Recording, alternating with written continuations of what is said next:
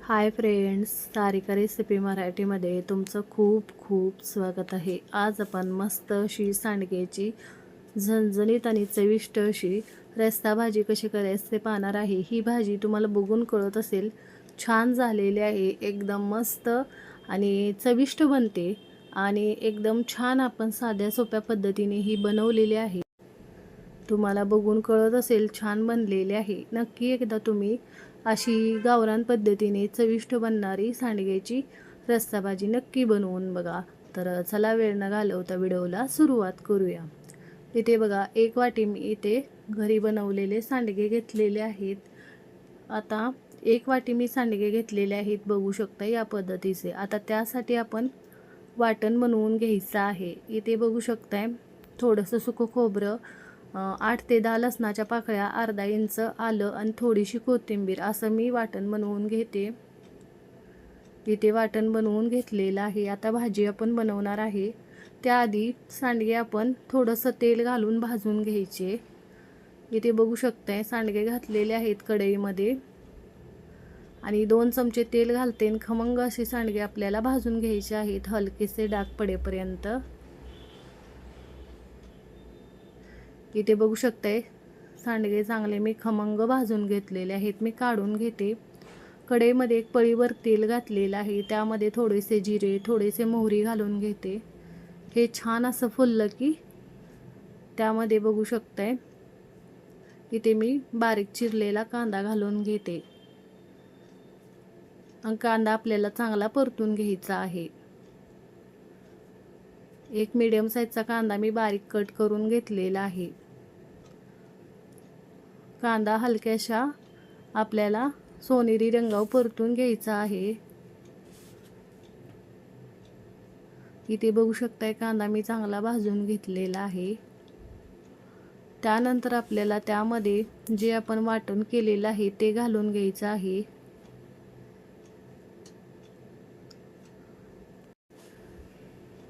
या पद्धतीने तुम्ही भाजी बनवून बघा। आपण साध्या सोप्या पद्धतीने इथे ही भाजी बनवलेली आहे, एकदम चविष्ट बनलेली आहे। मी इथे सगळं वाटण घालून घेते। वाटण घालून चांगलं 3 ते 4 मिनिटं परतून घ्यायचं। कच्चं वाटण केलेलं आहे, त्याच्यातला कच्चेपणा जाईपर्यंत परतून घ्यायचं। इथे बघू शकताय मी वाटण चांगलं परतून घेते।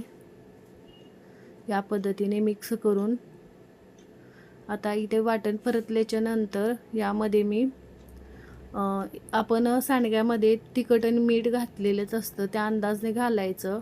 1 चमचाभर मी लाल तिखट घातलेलं आहे आणि पाव चमचा हळद घालते, जास्त काही मसाले घालणार नाही। इथे बघू शकताय हे मिक्स करून घ्यायचं वाटणामध्ये आणि थोडंसं पाणी घालायचं आणि तेल सुटेपर्यंत 2-3 मिनिटं हे शिजवून घ्या। बघा तेल छान सुटलेलं आहे। आता आपण इथे बघू शकताय टोमॅटो मी एक कट करून घेतलेला आहे, तो घालून घेणार आहे।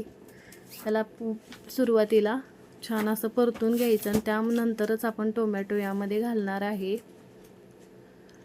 एक टोमॅटो मीडियम साईजचा मी कट करून घेतलेला आहे, तो यामध्ये घालून घेते आणि टोमॅटो पण चांगला मऊ होईपर्यंत परतून घ्या यासोबत।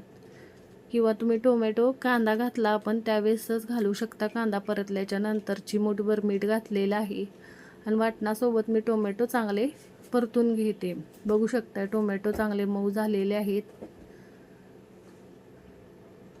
हे चांगलं परतून घेतलेलं आहे। आता यामध्ये जे भाजलेले सांडगे आहेत ते घालून घ्यायचे आणि 2 मिनिटं परतून घ्यायचे। या पद्धतीने सांडगे परतून घेतलेले आहे आणि तुम्हाला भाजी कशी घट्ट पातळ बनवायची तसं गरम पाणी घाला, म्हणजे भाजीची टेस्ट टिकून राहते। मी इथे 1 वाटी सांडगे घेतले होते, 3 ते 3.5 वाटी होईल एवढं अंदाजेच पाणी घातलेलं आहे। चवीनुसार मीठ घाला। छान उकळी आलेली आहे आणि यामध्ये भाजलेल्या शेंगदाण्याचं कूट पण घालून घेते, कारण छान भाजी मिळून येते।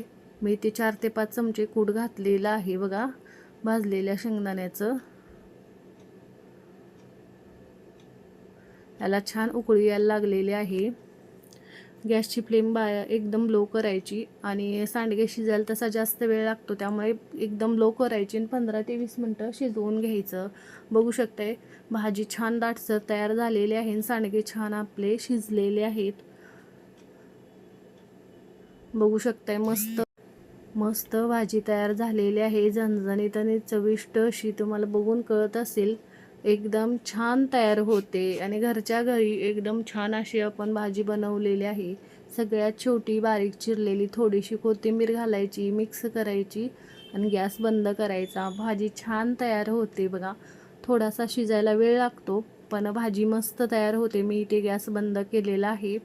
मस्त झणझणीत चविष्ट एकदम छान भाजी तयार झालेली आहे. तुम्हाला बघून कळत असेल, एकदम टेस्टी बनते. नक्की या पद्धतीने तुम्ही सांडग्याची रस्साभाजी करून बघा, तुमची पण छान होईल.